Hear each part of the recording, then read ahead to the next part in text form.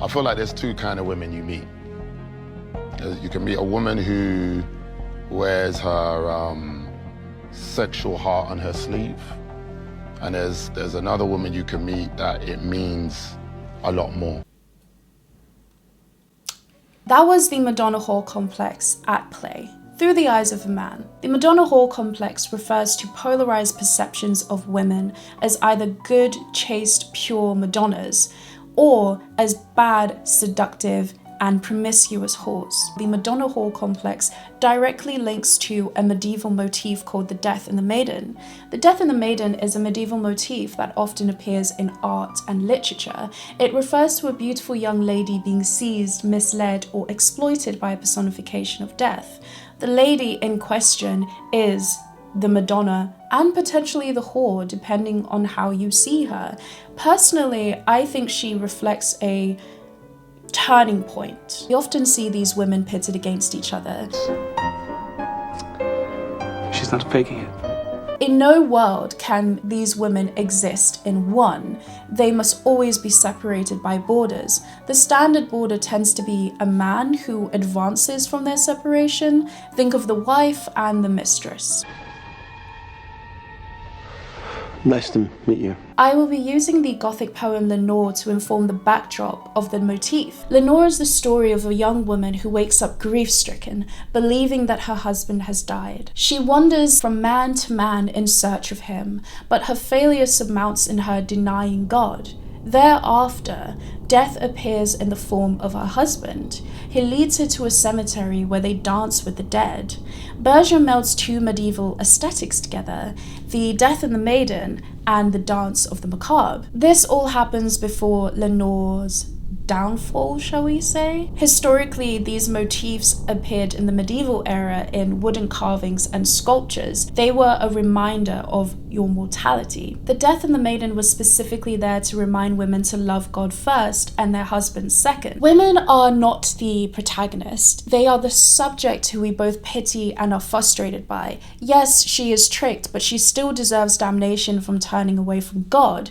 Yes, it was in a moment of weakness, but she did allow death to access her. Men were usually not the subjects of these motifs, which suggests that their faith is stronger, and that was an effective tool of fear because Gothic literature and art is mostly consumed by women still to this day. The Renaissance era was one of creativity, whereas the medieval era was one of craftsmanship. Men became godlike because they were no longer fixed in their mode of being. Artists began to play God in their own world, and self-identity began to form. Swiss Renaissance painter Niklaus Deutsch was heralded for his ability to meld sexuality and mortality together. His artistic interpretation features a young woman being ravished by death. Death is literally sucking the life out of this woman whilst pleasuring her. Her eye sockets are deep and black, mirroring the eyes of death. Her eyebrows are slightly raised because she's dazzled by death's allure.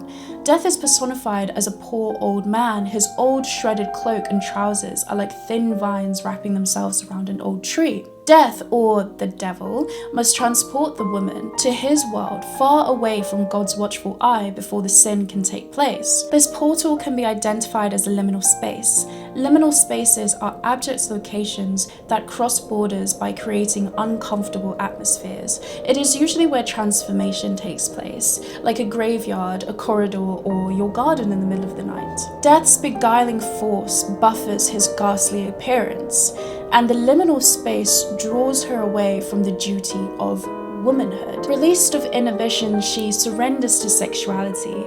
Perhaps for the first time, she experiences pleasure without scrutiny. The painting only features two subjects. We are the voyeurs, so we must place morality on it. When I initially saw the painting, I saw it as her being exploited. Of course, this is captured through a male gaze. In my infancy of feminism, I had that specific idea of what was truly happening. But as I have grown and I've distanced myself from the painting, I've allowed the maiden to have agency and desire, and finally her hand placement makes a little bit more sense.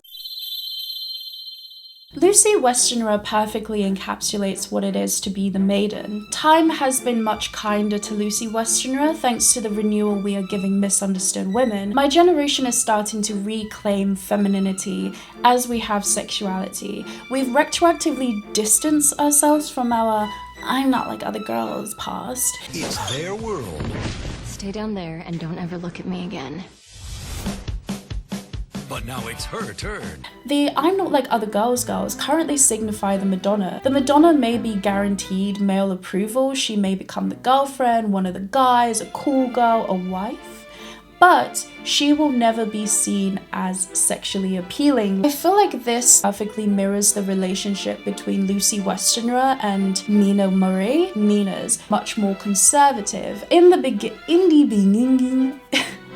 beginning of Lucy's journey, we see a desirable young woman who yearns for simplicity as long as she can coast through life, enjoying frivolity and projecting purity. In what I would say is the most iconic scene of Dracula, Lucy descends in a blood orange dress and glides hauntingly through the grounds. An unseen force drives Lucy further and further away whilst Mina calls out for her. By the time Mina is close enough to get to Lucy, she halts, witnessing Dracula's most terrifying form, at least to me.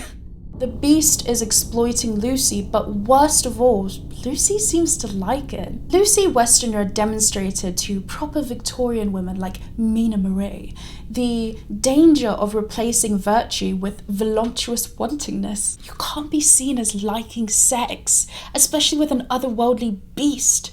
Ugh. In the end, the Madonna and the whore must be separated.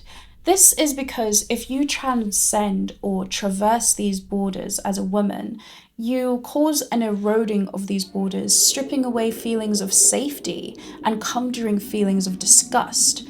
This is an example of the abject. Dracula's nature is abject, crossing the border between alive and dead. Once you have crossed that border, the possibilities are limitless. The Victorian era was about separation of class, countries, cultures, creeds, genders, you name it. In Britain, we still remain with some of those sensibilities, fearing an invasion of a foreign force that will split the equilibrium.